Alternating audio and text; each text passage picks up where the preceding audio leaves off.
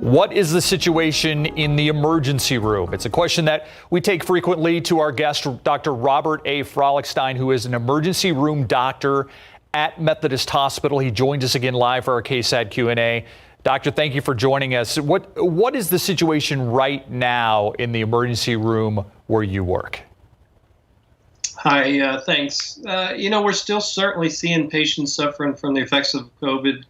I can't really say. I know kind of overall the numbers are starting to trend down, and that's a great thing. I don't know that I've felt that so much in the emergency department. We're still seeing some patients. Again, thankfully, most of the patients that we see that with either known or suspected COVID are able to be discharged.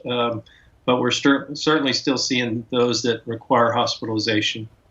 We talked a little bit about how we're headed back to school. We're headed toward the fall months when we see flu cases begin to pop up. So how are you all preparing to handle both the flu, other things you deal with in the hospitals on a routine basis on top of COVID?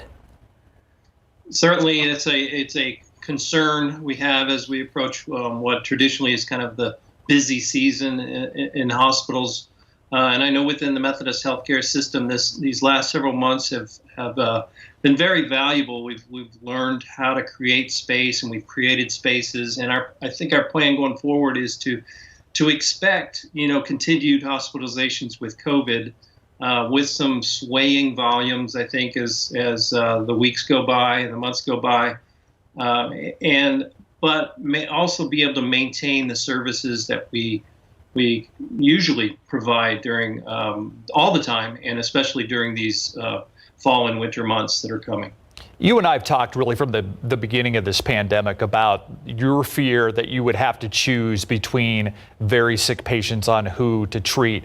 And the other fear of yours was that you or your fellow hospital staff would get ill.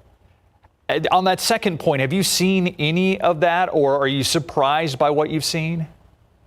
Frankly, I think I am a little pleasantly surprised. We have really not had much illness within the Methodist healthcare system of staff, nursing staff, or physicians. There's some notable exceptions, and there has been some illness. It's still a little unclear whether that illness was acquired at the hospital or in the community. But it's been much less than I feared, which is great. And I think really that's a testament to probably two things. One is that the processes we have in place within the hospital systems protect the staff. And by the way, those same processes will also protect other hospitalized patients. And so I want to stress again, it is a safe place to go if you need to be in the hospital. If you need to come to the emergency department, it is safe.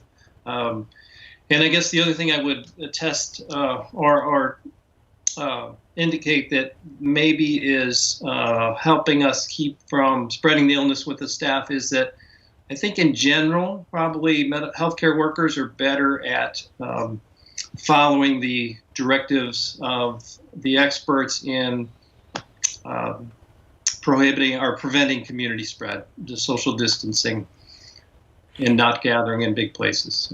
We've talked to you a little bit about how the age of patients, COVID patients, has changed, how we saw people get younger and younger who were being hospitalized, how their symptoms in some cases seemed more severe. Are you still seeing changes in that, or has that kind of steadied or stayed the same? I think it's different than kind of the March timeframe in that they're younger, but I would say over this current wave, if you want to call it that, it's really been pretty steady. It's certainly some young people becoming very, very sick. Not too many truly children. There's only been a handful of children hospitalized within the Methodist healthcare system. But it's been pretty steady for the last 6 weeks or so of the age, I think. What's the number one thing that's concerning you right now as we speak? Whether we all have the stamina to keep doing this. This is not easy. It's not easy for anybody in the community. It's certainly not easy for those of us who work in the hospital and in the emergency department. It just changes our job dramatically, and it's hard. And it's looking like this is a marathon and not a sprint. And so that's my biggest concern is in how how to maintain a good attitude and a good mental wellness through this.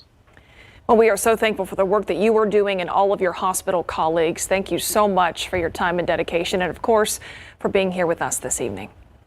My pleasure. We'll see you tonight at 10. We'll be right back.